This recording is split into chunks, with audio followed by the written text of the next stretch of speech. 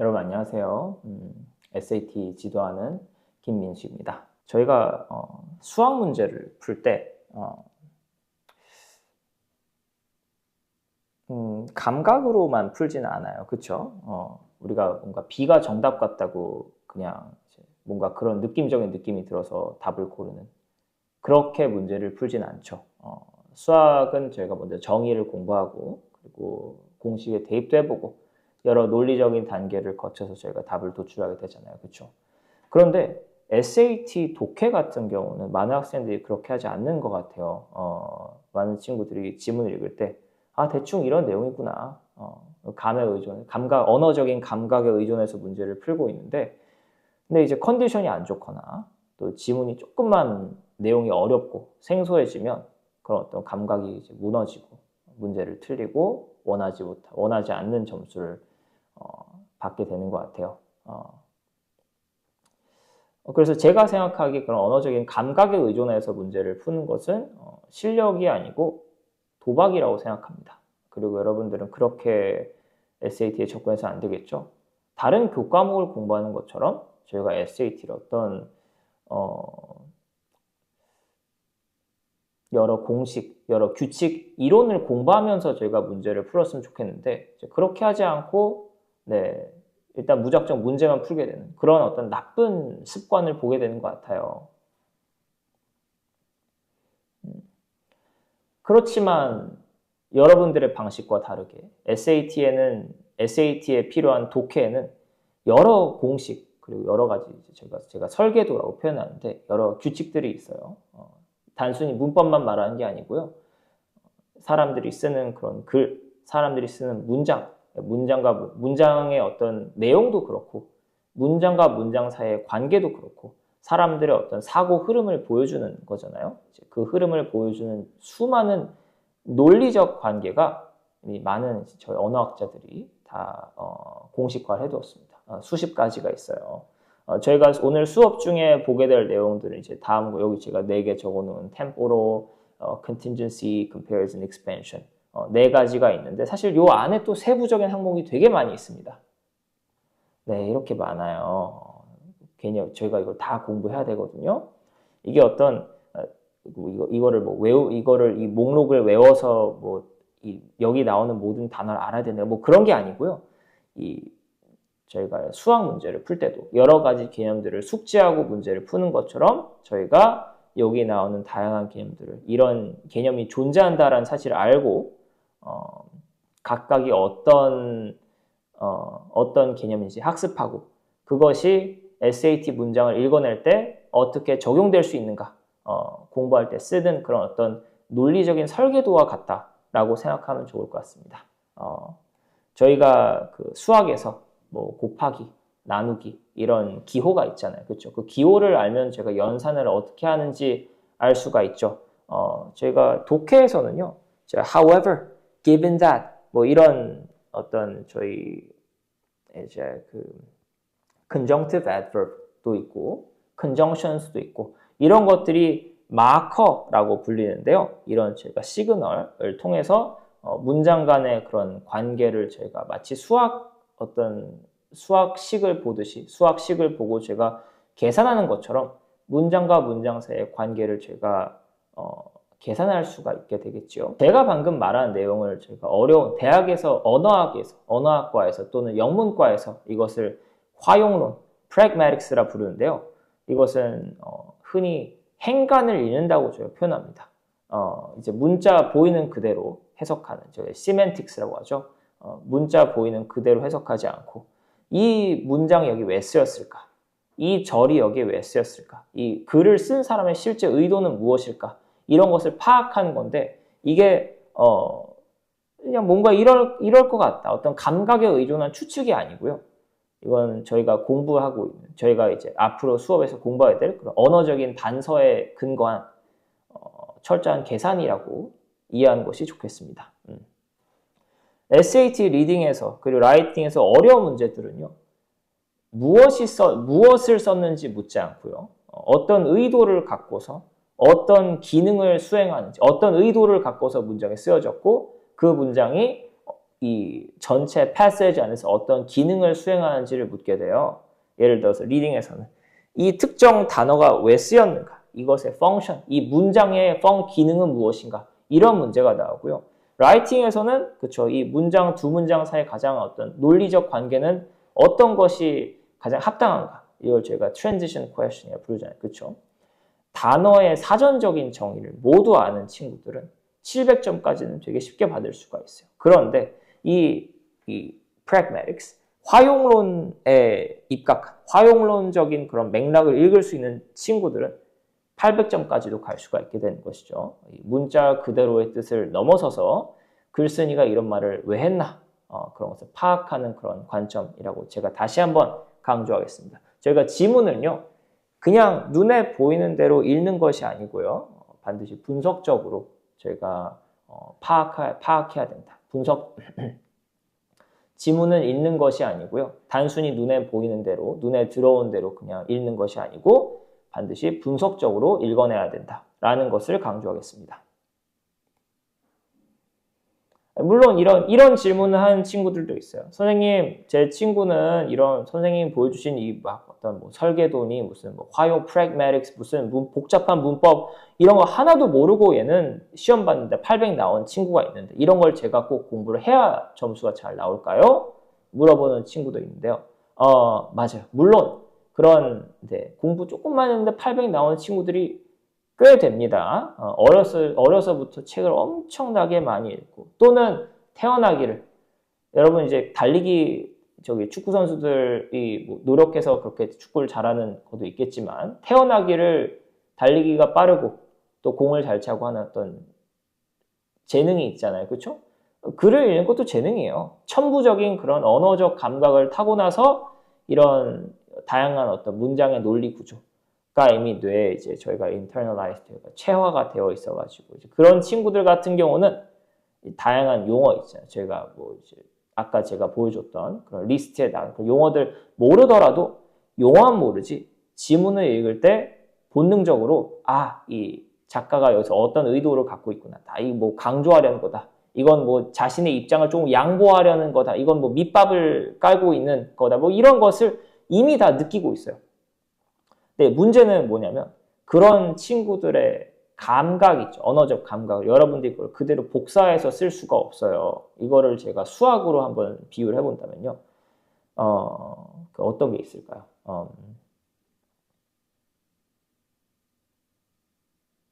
그러니까 똑똑한 친구들은요. 저희 이제 그 volume of a sphere, 이 구의 부피 이런 거 구할 때 공식으로 공부하잖아요. 그렇죠? 근데 똑똑한 친구들이 이 공식을 그냥 외우지 않고요. 어떤 직관으로 이해하는 경우가 있어요. 구의 저희 넓이를 적분하거나 아니면 뭐 원기둥, 원뿔 뭐 이런 것들과 연관지어 가지고 당연히 구의 어떤 볼륨은 이렇게 나온 거지 하고 직관적으로 이해하는 사람들이 있어요. 그렇죠? 그리고 저희가 또 유명한 가우스의 일화 알죠? 가우스가 뭘 했습니까? 초등학교 때 이제 어떤 제가 뭐라고 하나요? arithmetic progression. 등차 수열의 합을 가우스가 계산하는데 이걸 하나하나 더하지 않고 공식을 딱 만들어서 바로 했다잖아요. 직관적으로 어린 나이에 직관적으로 만들었을 거 아니에요. 그렇죠? 근데 이제 그거를 못하는 친구들, 뭐 예를 들어서 그런 직관이 부족해, 수학적 직관이 부족해서 공식을 보지 않으면 계산할 수 없는 학생들도 있을 것이고, 그렇죠? 이런 직관이 없는 사람한테는 이제 냉정하게 말하면 이제 어떤 수학 교과서 안 주고 어떤 가이드 안 주고 가르쳐 주는 사람 없고 그런 상태에서 이제 몇십 년을 줘도 이 사람은 스스로 공식을 유도를 못할 가능성도 있어요. 그렇죠? 평생을 헤매도 아예 못할 수도 있어요. 자, 이제 그럴 때 저희한테 도움이 되는 것이 교과서잖아요. 그렇죠? 교과서에는 여러 가지 공식, 똑똑한 사람들이 만든 공식 같은 것이 원리를 설명해주고 유도 과정 보여주고 이제 그런 것들을 저희가 익히는 거잖아요. 그렇죠? 어떻게 보면 다른 사람들이 한 그런 똑똑한 생각과 사고 과정을 저희가 받아들이는 거죠.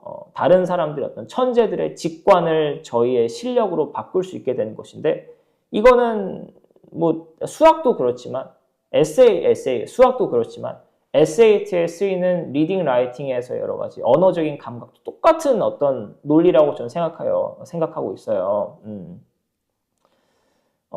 이 SAT 때문에 고민하는 많은 친구들이 언어적 감각이 그렇게 좋지는 않은 것 같아요. 언어적 좀 무딘 감각을 갖고 있는데 그렇다고 저희가 뛰어난 친구들의 감각을 훔쳐올 수는 없잖아요. 그런데 이 친구들이 머릿속에서 이제 무의식적으로 하고 있는 그런 어떤 감각적인 계산, 문장과 문장 사이 이런 관계가 있다. 라는 것을 여러분들은 이 pragmatics의 이 화용론의 어떤 논리를 빌려서 여러분들의 것으로 만들 수가 있는 거죠. 이제 그렇게 했을 때 어떤 평소에 그냥 내가 대충 읽고서 운이 좀 따라주겠지라고 생각하고 점수가 잘 나오도록 기도해서 얻는 점수보다 여러분들이 훨씬 더 어떤 좋은 점수를 받게 되고 그 점수는 여러분들의 실력을 반영을 하겠죠.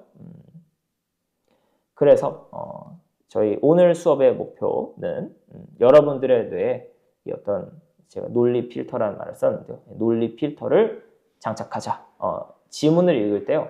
단어의 그런 표면적인 surface value만 생각하면서 이제 문맥을 대충 그냥 유추하려고 하고 그런 습관을 들이면 안 되는 거죠. 그냥 but 보인다. 그냥 if가 보인다고 이거 역접이다. 아니면 뭐 이거 그냥 어떤 조건을 제시했구나. 라고만 생각하면 저희가 이 글을 쓴 사람 또는 college board의 이 출제 의도를 저희가 정확하게 판단할 수가 없어요. 얘네가 파놓은 함정에 빠지는 거고요. 그래서 오늘 제가 강의에서 전달하고 싶은 핵심은 여러분들이 이 텍스트를 대할 때 시각을 완전히 바꿔놓고 싶어요. 제가 이런 개별적인 단어의 뜻에 갇혀가지고 억지로 막 해석을 맞추려고 하고 또 뭐 그렇게 하는 대신에 앞문장과 뒷문장이 어떻게 논리적으로 맞물려 있는지 그 어떤 연결고리를 파악할 수 있도록 정확하지 않은 그런 감각 어떤 뭐 이런 것들에 의존하지 않고 제가 문장과 문장 사이에 있는 그런 숨은 논리적인 구조를 정확하게 짚어내는 그런 훈련을 할 수 있도록 오늘 수업 진행해 보도록 하겠습니다. 저희 먼저 temporal relation, 시간적 관계에 대해 살펴보려고 하는데요. 여기 나오는 이제 개념들을 제가 소개를 좀 하고요. 그리고 각각 예시들도 좀 살펴보면 좋을 것 같습니다. 먼저 이 temporal relation, 시간 관계에 대해서 공부해 보려고 하는데요. 이 글에서 사건이 배치되는 순서가 이 주어지는 그런 논리의 성격을 완전히 바꿔버리는 경우가 있죠. 제가 화면에 나오는 여러 설명 그리고 예시들을 보면서 같이 한번 이해해 보도록 하겠습니다. 제일 먼저 synchronous가 있어요. 이 두 개의 사건이 이제 똑같은 시간선상에서 발생하는 상태를 말한 것인데요. 제가 일반적으로 independent clause랑 dependent clause가 연결이 되고 그 사이에 while이나 as 같은 컨정션을 쓰게 되죠. 예시를 보면요. 어떤 예시인가요, 이게? The economy destabilized while 하고 뒤에 dependent clause가 따라오고 있는데 중앙은행이 새로운 디지털 화폐 체계로 전환을 하고 있는 동안에 경제가 불안정해졌다. 라는 것이 두 가지 사건이 동시에 발생하고 있죠. 어떤 중심이 된 사건이 있고요. 그리고 배경 사건도 함께 제시가 되고 있어요. 그렇죠? 이 사건이 어떤 별개의 원인과 결과가 아니고요. 한 시점에 묶여 있구나. 이런 식으로 제가 이해할 수가 있습니다. 자, 그 다음에는 asynchronous인데요. 시간 관계가 어긋나 있다는 거죠. 두 가지 타입이 있습니다. 먼저 precedence, 선행 관계가 있는데요. 먼저 앞에 dependent clause, before으로 시작하는 dependent clause가 오고 그 다음에 independent clause가 따라올 수가 있죠. 이 순서는 바뀔 수도 있고요. 예시 문장을 보면 the researchers had calibrated the sensors before 하고 blah blah blah 나오는데 연구원들이 실험하기 전에 센서를 이제 잘 교정했다 라고 하고 있어요. 그렇죠? 이것도 단순하게 센서를 교정했다라고만 읽으면 안 되고요. 제가 단순한 과거 사건으로 이해할 수도 있지만 뒤에 나오는 실험에 대한 어떤 필수 조건, 어떤 준비 단계로서 before 앞에 있는 내용들을 저희가 이용할 수가 있는 것이죠. 실험의 어떤 신뢰성에 대해서 어떤 근거로 활용할 수가 있게 되는 것이죠.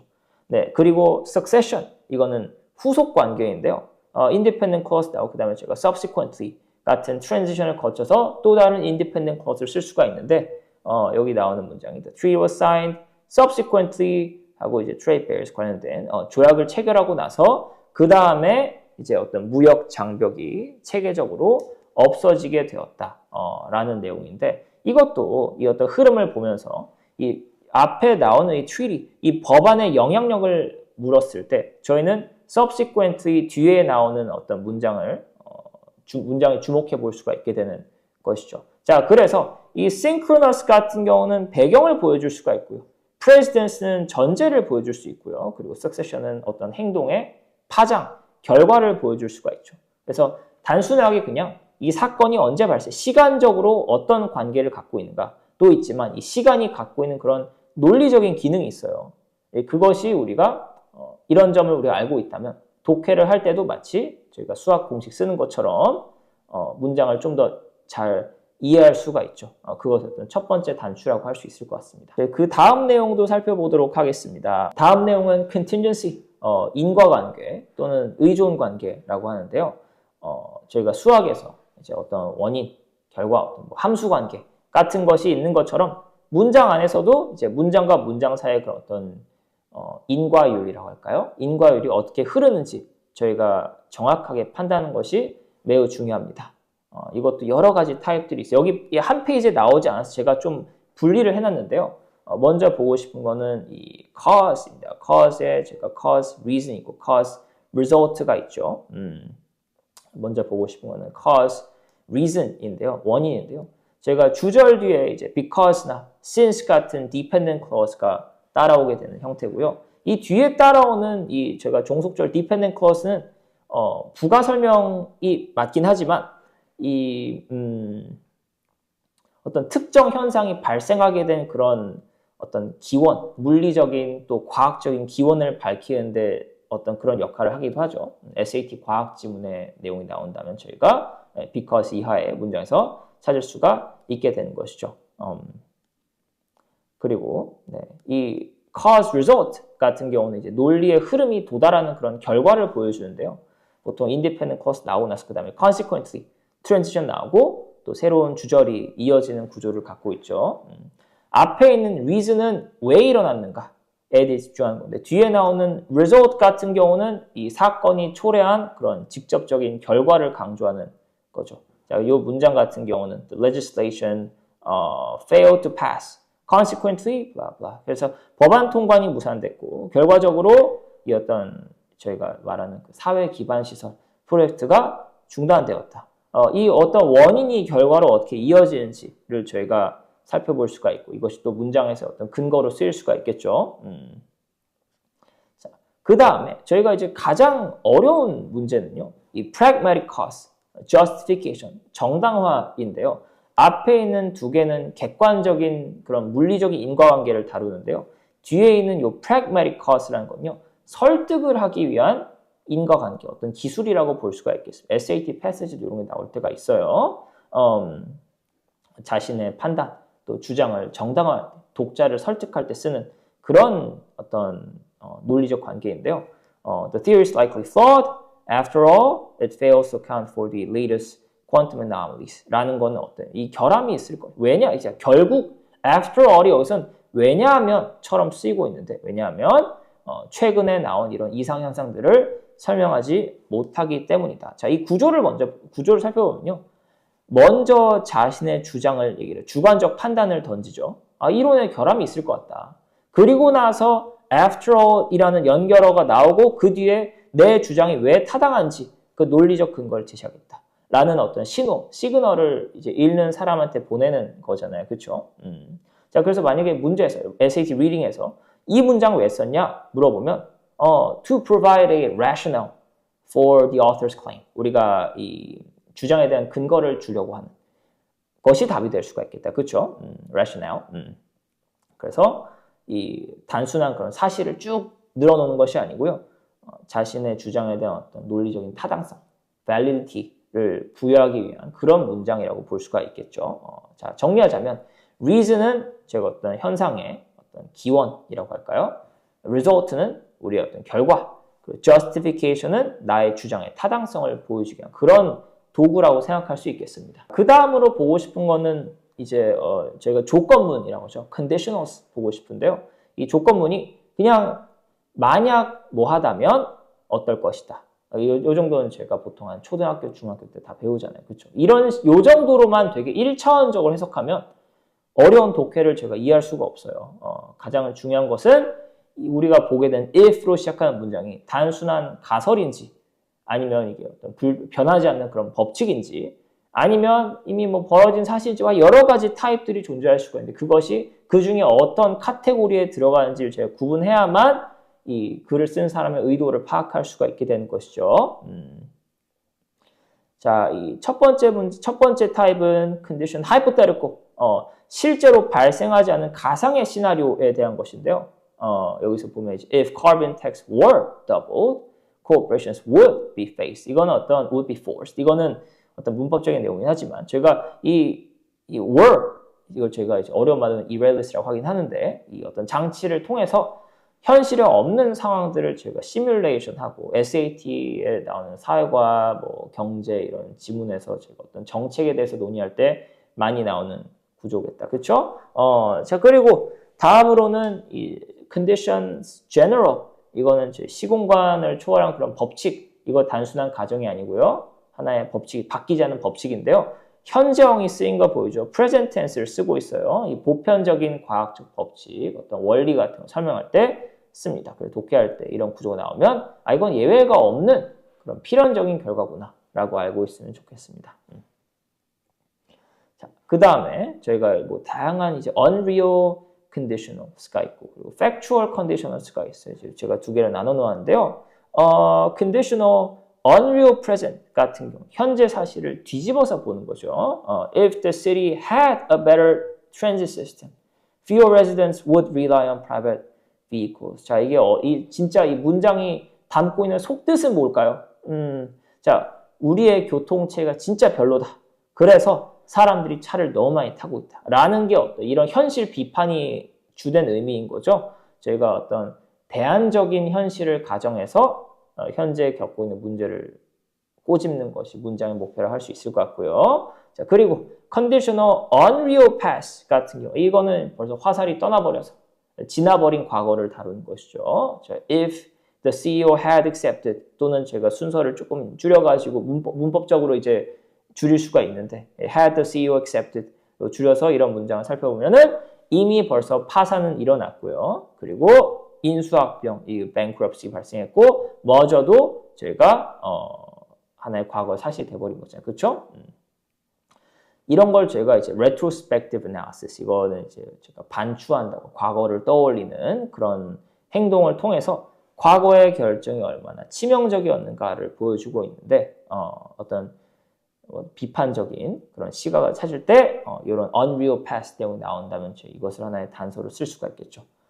자 그리고 마지막으로 저희 factual도 있어요. factual conditionals도 있어요. 이거는 가정이 아니라 실제 팩트를 사실관계를 통해서 제가 논의하는 것인데요. 먼저 factual present 같은 경우는 눈앞에 놓인 확실한 어떤 결과를 가지고서 뭐 given that the current inflation is exceeding targets, the Fed must do something 이런 식으로 인플레이션은 벌써 나왔고 이제 이 팩트에 대한 어떤 결론을 내려야 된다 라고 말할 때 제가 factual present 쓰고 factual past도 마찬가지예요. 이미 완료되어 버린 과거의 데이터를 가지고 제가 논리를 이제 펼쳐 나가는 것인데 문장을 본다면 이미 antibodies 항체가 형성됐다는 이런 과거의 사실이 있잖아요. 그렇기 때문에 그 뒤에 나오는 결과들이 논리적으로 정당화될 수가 있게 되는 것이죠. 그래서 정리해 보면 hypothetical 위에서 봤던 hypothetical 같은 경우는 simulation, general은 어떤 법칙, unreal은 현실에 대한 그런 비판, 뭐 후회, 어떤 평가, 그러니까 factual 같은 경우는 주어진 어떤 팩트를 가지고서 우리의 결론으로 이어가려는 그런 conditionals라고 볼 수가 있겠습니다. 자 그리고 conditional과 조금 다른 pragmatic conditionals가 있어요. 두 가지 타입이 있는데요. pragmatic conditional가 이제 활용론적 조건이라고 표현합니다. 두 가지 타입의 implicit assertion과 그리고 relevance가 있어요. 제가 먼저 implicit assertion 살펴본다면 저희가 문장을 한번 먼저 살펴보면 좋을 것 같아요. If the committee's proposal is considered progressive, then the very concept of progress has lost all meaning. 자, 만약 위원의 제안이 진보적이라면 진보의 개념은 의미를 잃는다. 라는 걸 저희가 1차원적으로 해석하면 어떻게 될까요? 이게 어떤 조건문일까요? 아니죠. 이거는 negation이죠. 이거는 부정하는 거잖아요. 이 계획이 진보적이지 않다라는 것을 말하기 위해서, 이걸 비꼬기 위해서 이런 문장을 쓴 거잖아요. SAT가 이런 지점에서 문제를 내게 되죠. 당연히 이거 단어 뜻을 모르는 사람이 있을까요? 앞에 조건, 앞에 주어진 조건과 뒤에 나오는 결과, 이런 관계가 아니라는 것을 저희가 파악하고, 만약에 앞에 조건이 성립한다면 뒤에 말은 말이 안 된다, 헛소리라는 그런 어떤 부정이라는 점을 이해한다면 저희가 좀 더 패시지를 명확하게 이해할 수가 있게 되는 것이겠다. 그렇죠? 여기서 나올 수 있는 그런 톤이라고 한다면, 그건 뭐 skeptical, 회의적인 그런 뭐 냉소적인 그런 태도를 저희가 읽어낼 수가 있죠. 다음으로는 relevance가 있는데요. relevance. 이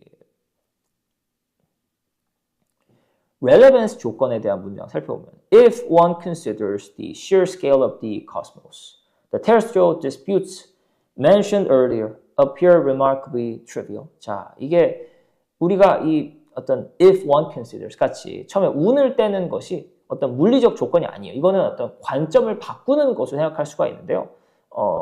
저희가 이 relevance를 논의할 때 가장 많이 언급하는 이 문장이 있어요. 저희가 이거를 이제 biscuit conditional, 이제 비스킷 조건문이라고 부르는 것이 있습니다. 자, 문장 살펴보도록 하겠습니다. If you are hungry, there are biscuits on the table. 자, 이런 문장이 있다 가져봅시다. 만약에 너가 배가 고프다면 식탁 위에 비스킷이 있다. 이 문장을 저희가 논리적인 일반적인 조건문을 해석하면 되게 이상해지죠. 내가 배가 고파? 배가 고프다면 식탁 위에 비스킷이 있게 될 것이다. 식탁 위에 비스킷이 존재하게 될 것이다. 라는 것이 되게 웃기지 않나요? 왜냐하면 배가 고픈 것이 존재에 대한 원인이 될 수는 없어요. 그렇죠? 배가 고프건 안 고프건 비스킷은 항상 식탁 위에 있기 때문에. 자, 그럼 여기서 if를 왜 썼을까요? 타이포가 나네. if를 제가 왜 썼을까요? 여기서. 왜냐하면 내가 지금 너한테 식탁에 이 간식이 있다고 말해주는 이유, 어떤 관련성을 설정하고 싶어서 그런 거예요. 너가 배가 고플 때, 너가 정말 배가 고프다면 내가 뒤에 해줄 수 있는 말이 너에게 어떤 의미를 가질 것이다. 너에게 relevant 할 것이다. 라는 어떤 pragmatic instrument가 돼. 활용론적 그런 장치가 되는 거죠. 자, 그래서 저희가 여기 나온 if one considers the sheer scale of the cosmos. 자, 우주의 규모를 고려했을 때 어떻다? 지구가 하찮아진다. 라는 문장을 제가 설명할 때요. 우주의 규모가 커야만 지구가 하찮아진다. 이런 뜻이 아니죠. 우주는 이미 거대해요. 그렇죠? 우주는 이미 거대한데 우리가 이어나가고 싶은 발언을 위해서 어떤 컨텍스트를, 어떤 새로운 프레임을 주려고 우리가 이런 문장의 형태를 쓰게 되는 것이죠. 그러니까 if를 썼을 때 어떤 특정한 관점, 특정한 조건을 내가 더했을 때 나의 발언이, 나의 말이 조금 더 적절해진다라는 그런 신호를 보내는 것으로 생각할 수가 있겠습니다. 그 다음으로는 SAT 리딩과 라이팅에서 차이를 다룰 때 comparison, 비교와 대조 관계도 많이 쓰죠. 그러니까 단순히 우리가 뭐 in contrast 또는 뭐 but 이런 거 나온다고 해서 앞에 것과 뒤에 것이 그냥 다르다라고 뭉뚱그리기엔 너무나도 다양한 관계들이 있어요. 어떤 구조를 띄느냐에 따라서 글을 읽는 사람이 자연스럽게 느끼게 되는 그런 강조되는 부분이 달라지거든요. 첫 번째, 이 contrast, juxtaposition, 이걸 제가 한국말로는 병치라고 하는데요. 이 두 대상을 한 문장에 나란하게 놓는 거예요. 그렇죠? 보통 우리가 세미콜론 쓸 수도 있고요. meanwhile 같은 어떤 이 transition을 쓰기도 하죠. 칸트는 moral duty를 중시했고, moral duty를 강조했고, 밀은 utility of consequence, 이 어떤 효용을 중시했다. 이런 문장이 있을 때 이 어떤 두 명의 관점을 50대 50의 무게로 두고 각자의 특징을 공정하게 지금 똑같이 말해주고 있어요. 그렇죠? 그래서 저희가 정보를 나열할 때 어떤 juxtaposition 많이 쓸 수가 있죠. 그냥 두 개가 다르다라는 것에만 집중하고 있는 겁니다. 그렇죠? 두 번째는 opposition인데요. 이거는 나열이 아니라 충돌하는 거고요. 두 아이디어가 좀 다르다. 정면으로 부딪힌다. 그래서 어떤 불협함이 있다. 라는 것을 강조하고 이때 제가 보통 but이나 yet 같은 트랜지션을 쓰게 되죠. 자, data suggests growth. Yet, the qualitative interviews reveal deep-seated dissatisfaction. 자, 어떤 이 성장하고 있는 데이터 그리고 이제 불만족한다는 사람들 인터뷰가 지금 이제 충돌하고 있잖아요. 그렇죠? 이거 단순한 어떤 차이라고 하기보다는 이거는 하나의 contradiction, 어떤 모순이라고 봐야 될 것 같아요. 그렇죠? 어떤 논리적인 반전이라고 제가 말할 수가 있을 것 같습니다. 자, 그리고 마지막으로 제가 pragmatic contrast, 화용론적인 그런 대조 또는 강조라고 할 수 있을 것 같은데 이거는 저희가 이 글을 쓴 사람이 문법적으로 강조하고 싶은 대상을 independent clause에 놓고요. 그리고 나머지 비교 대상을 저희가 dependent clause에 둘 수가 있어요. 그리고 보통 이럴 때 whereas 같은 거를 쓰죠. 자, modernists embrace change, whereas traditionalists view it as a threat to cultural integrity라고 하고 있는데, 자, 이 사람이 지금 말하고 싶은 뭘까? 이 모더니스트와 그리고 이들의 어떤 대조군, 어떤 베이스라인을 깔아주는 그런 이 트래디셔널 사이의 그런 어떤 대조를 보여주고 싶은 거잖아요. 그렇죠? 근데 그 중에서도 이 사람은 인디펜던트 클러스에 있는 어떤 주된 주장을 좀 더 강조하고 싶은 그런 의도가 숨어 있는 것이죠. 그것을 두고 제가 pragmatic contrast라고 부릅니다. 자, 그리고 요즘 나오는 가장 어려운 문제들은 제가 네. 그리고 요즘 나오는 가장 어려운 문제들은 concession이라는 어떤 관계를 이용을 하고 있죠. 양보라고 할 수 있는데요. 보통은 저희가 비록 뭐뭐 할지라도 어떻다 이런 식으로 해석하게 되잖아요. 근데 이제 그거에만 국한되는 게 아니고요. 제가 뭐 although 같은 것을 대표되는 보통 독자가 이렇게 예상하고 있는데 그 예상을 뒤집는다던가 또는 그쵸, 자신의 그런 논리를 좀 더 단단하게 다지기 위해서 사용하는 그런 다양한 전략들을 가지고서 저희가 concession으로 묶을 수가 있습니다. 먼저 concession에 expectation이 있어요. expectation은요, 독자가 상식적으로 예상하는 그런 결과가 있죠. 근데 그 결과는 예상하긴 이렇게 됐는데 실제 결과는 달랐다라는 뒤통수를 치는 그런 구조거든요. 보통 although나 even도 뒤에 independent clause 따르는 그런 형태로 구성되는 거죠. 네, 자, 시험관에서의 효과가 있었더라면 당연히 임상실험도 효과가 좋지 않을까요? 기대하지 않을까요? 그런데 이런 기대를 제가 although clause에 가둬버리고 independent clause 가서는 제가 실패했다라고 말을 하고 있죠. 가장 중요한 것은 의외성이요. 예상치 못하는 그런 quality. 자, 그 다음 contra expectation. 제가 어떤 이 expectation을 또 깨버리는 것인데 이거는 어떤 거냐? 자, 우리가 앞에서는 기대를 뒤집는 것에 집중했잖아요. 그렇죠? 근데 여기서는 저희가 이런 장애물이 있었음에도 불구하고 어떤 걸 성취했다라는 것을 저희가 말하게 되는데 nevertheless나 nonetheless 같은 것도 자주 쓰기도 하고요. 자, 문장을 보겠습니다. Severe technical glitches 있었음에도 불구하고 nevertheless the satellite reached its intended orbit. 자, 그럼에도 불구하고 이 강력한 엔진을 가지고서 장애물을 뚫고서 궤도에 진입했다라는 independent clause를 만들었죠. 자, 이 SAT도요, 이런 어떤 어려움이 있고 시련이 있고 장애물이 있는 이런 성과를, 이런 것을 극복했을 때의 성과를 강조하기 위해서 이런 contra expectation 관계를 자주 사용을 하죠. 자, 그리고 마지막으로 pragmatic concession이라는 게 화용론적 수용, 양보라고 합니다. 자, 이게 가장 어려운 거예요. 여러분 아마 문제를 뭐 granted가 나오는, 최근에 나오는 여러 어려운 문제들을 살펴봤을 것 같아요. 그렇죠? 자, admittedly, 인정하건대 하고 뒤에 따라온 게 상대방에 대한 비판. 자, 이거 비용이 비싸다. 상대방이 주는 그런 비판, 비용이 비싸다라는 것을 인정하면서도 동시에 뭐라고 하나요? But the long-term value outweighs the expense. 자, 내 말이 맞다. 너 말이 분명 인정할 부분이 있긴 한데 내 말이 맞다라는 것을 통해서 내가 객관적인 사람이라는 인식을 줄 수가 있고, 그렇죠? 이제 그러면서 동시에 이런 인정을 바탕으로 내가 하고 싶은 말이 맞다라는 어떤 효과를 누리는 것이죠. 앞서서 먼저 양보를 했기 때문에 뒤에 나오는 주장이 좀 더 설득력 있게 들리는 거잖아요. 그렇죠? SAT 독해 엄청나게 많이 나옵니다. admittedly, to be sure 이런 어떤 표현이 보이면 저희가 상대방의 주장을 조연으로 써서 상대방의 주장을 조연으로 써서 나의 주장의 객관성을 높이고 나의 어떤 설득력을 높이는 그런 것을 두고 저희가 pragmatic concession이라고 부르는 것이죠. 자, 다음은 제가 SAT 지문의 어떤 글을 길게 만들 때 쓰이는 conjunction 관계가 있습니다. 어떻게 살을 붙일 문장에 어떻게 살을 붙일 것인가. conjunction은 제가 이제 확장하고 문장을 부연할 때 쓰이는데요. 여기 보면은 정책이 범죄를 줄였고 게다가 여기서 sense community, 공동체 의식까지도 함양했다라고 지금 나와 있는데 이것은 앞선 주장을 내가 뒤에 또 다른 디테일을 더해줌으로써 논리를 reinforce, 보강하는 거죠. 이런 다양한 moreover나 furthermore, in addition 같은 저희가 transition word를 쓸 수가 있어요.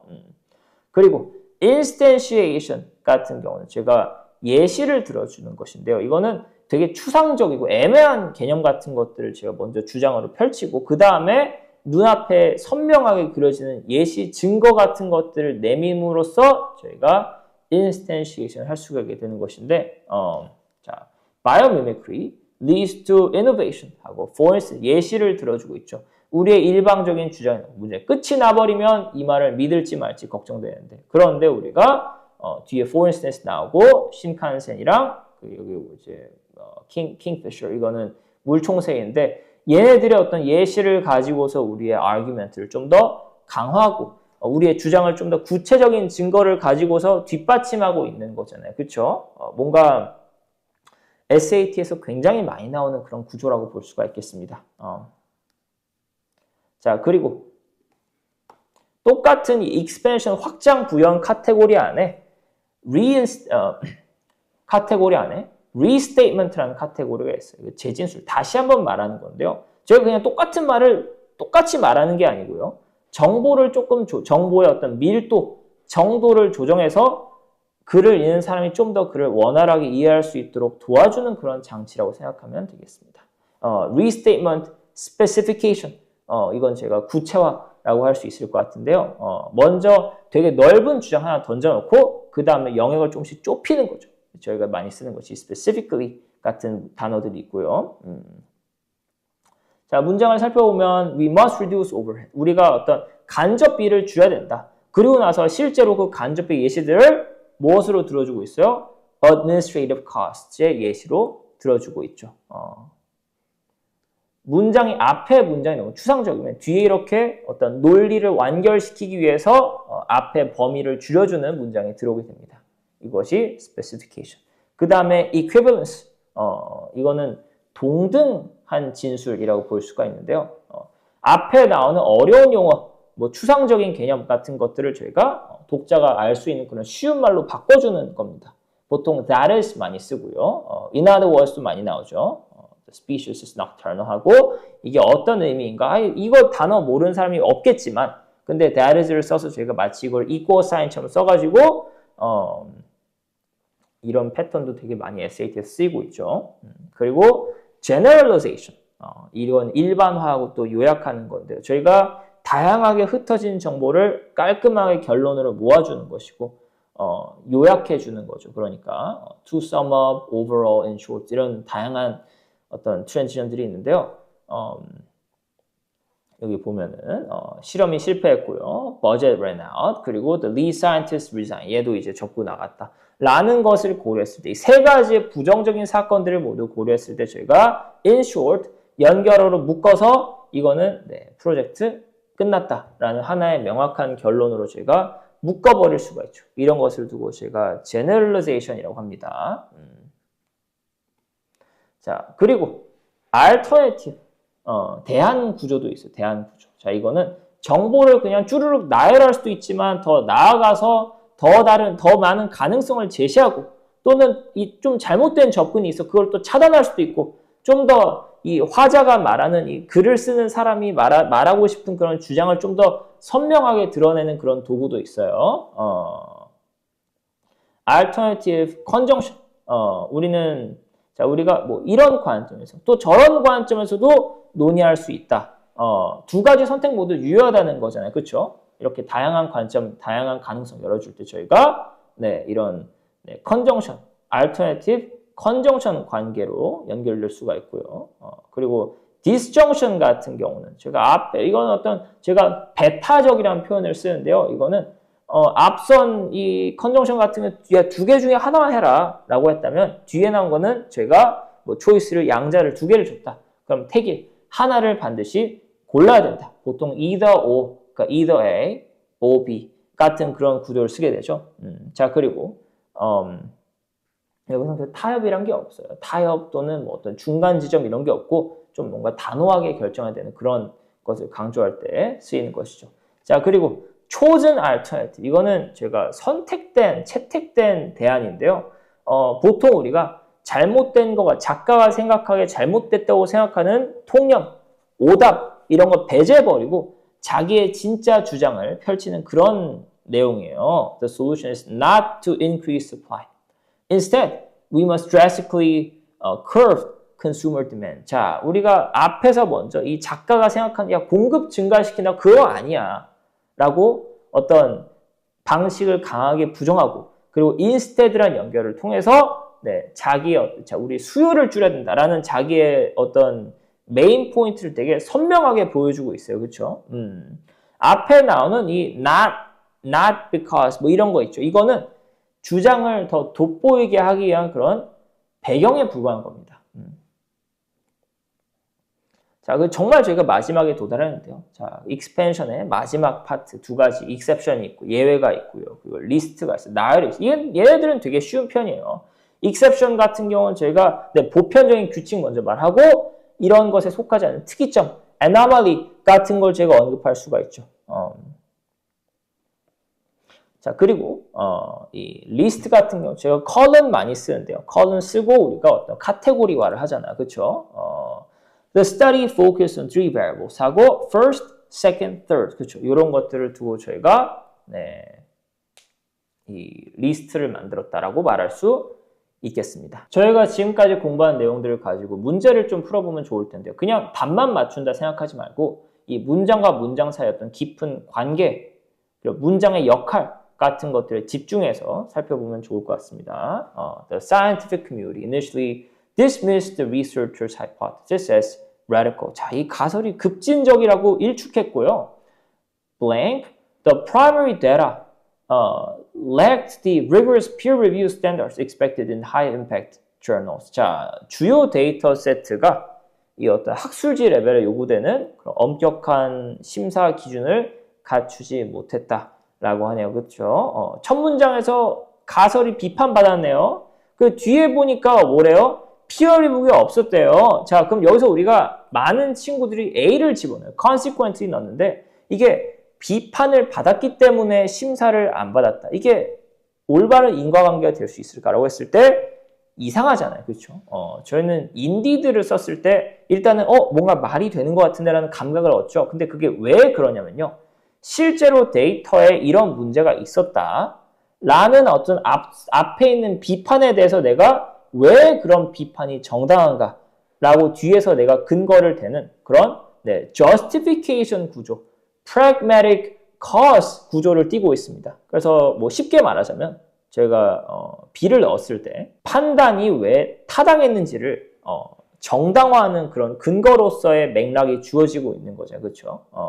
그래서 여기서는 답이 indeed B가 되겠습니다. 자, 그 다음 the candidate argued that the economic downturn was unavoidable. 이거 피할 수 없다고 했어. She admitted that her own fiscal policies might have contributed to the slow recovery speed.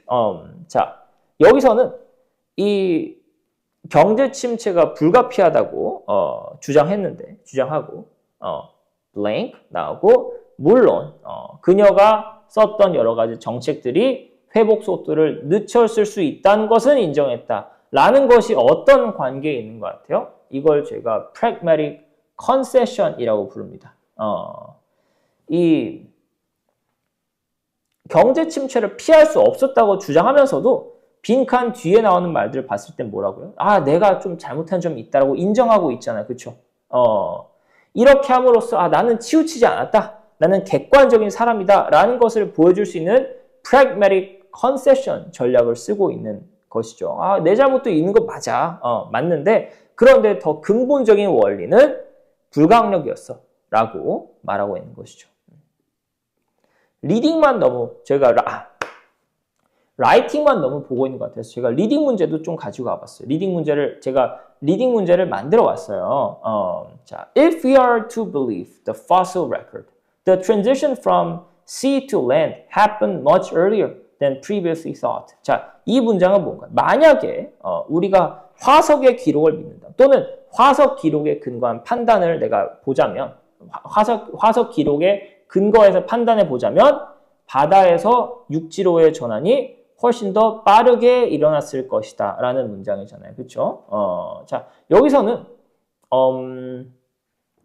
저희 이런 생각 해보면 좋을 것 같아요. 우리가 문장에서 앞쪽에서 작가가 왜 화석 기록을 안 믿지? 라고 생각하면 안 되는 거예요. 여기서 if는 제가 아까 강조했던 relevance, 관련성의 if거든요. 화석 기록을 믿는다면, 너가 믿는다는 그런 전제하에 얘기를 해보자면 이라는 뜻이 되는 거죠. 그래서 이 author가 화석 기록을 과학적 탐구의 어떤 valid basis로 적절한 그런 타당한 근거로 받아들이고 있다는 것을 제가 이 문장 하나로 알 수가 있어요. 그리고 SAT에서는 이런 조건절 나왔을 때 이런 어떤 문장이 되게 짧잖아요. 거의 20단어도 안 돼. 이 문장 속에서 숨겨진 의미를 제가 꺼내오는 것이 이걸 어떤 문장을 근거로 삼아서 어떤 유효한 그런 근거를 꺼내와서 문제가 물어보는 패시지를 깊게 이해했느냐라고 했을 때 저희가 배웠던 지금까지 논의했던 여러 가지 툴들을 이용해서 문장을 쉽게 분석하고 훨씬 더 정확도를 높일 수 있다 라는 겁니다. 그래서 오늘의 이 key takeaways, 오늘의 수업의 요약을 해보겠습니다. 저희는 이 surface value, 이 단어가 갖고 있는 표면적인 번역, 표면적 의미에서는 벗어나야 되고요. 이 논리적이요. transitional words가 있잖아요. transition words가 있고 conjunction도 있고 다양한 단어들이 있는데 이 단어들이 그냥 암기만 하면 되는 게 아니고요. 이 글을 쓰는 사람이 어떻게 하면 내가 원하는 대로 정보를 전달할 수 있을까? 정보의 밀도를 조절하고 또 자기의 논리를 더 원활하게 전개하려고 하는 그런 도구라는 것을 인정을 해야 돼요. 도구라는 것을 인지를 하고 있어야 됩니다. 이게 어떤 표지판 같은 거예요. 그래서 그 지문에서 instead가 보인다. 그러면 그냥 대신에 라고 넘어가는 게 아니고요. 앞서서 말한 이런 아이디어가 있는데 어떤 통념이 있는데 그걸 배제하고 지금부터는 필자의 글을 쓴 사람의 핵심 주장이 나오겠구나 라고 제가 신호를 읽어낼 수 있어야 되고요. 자, 그리고 의미가 아닌 기능을 읽어라. 개별적인 문장을 한국말로 해석하는 거 거기서 끝나면 안 돼. 이 문장이 앞에 있는 문장을 뒤에 있는 문장이 앞에 있는 문장을 더 구체화하는가 아니면 앞에 나오는 아이디어를 반박하는가 끊임없이 제가 질문하고 이 텍스트의 구조를 판단할 수가 있어요.